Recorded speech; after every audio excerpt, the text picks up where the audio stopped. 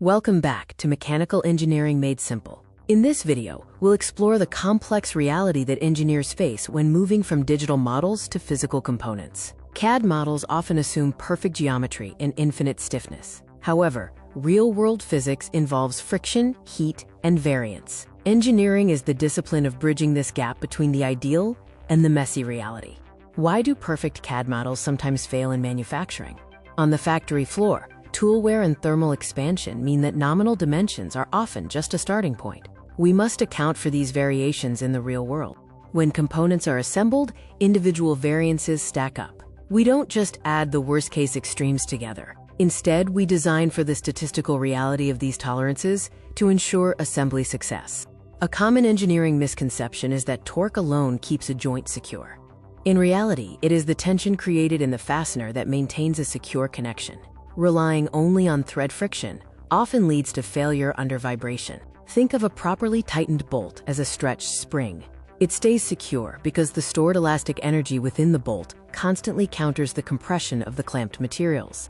In our diagnostic matrix, we compare common retention methods. While some hardware can be unreliable, the engineering standard remains the application of proper elastic preload to achieve a predictable and secure clamping force.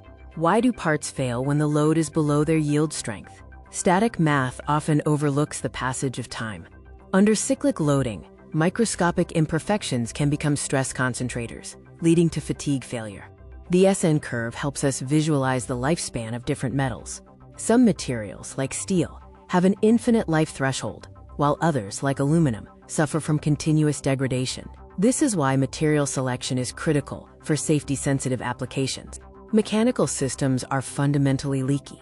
Every gear mesh and sliding surface loses energy to entropy, primarily through friction and heat. We must design our systems to account for these inevitable losses.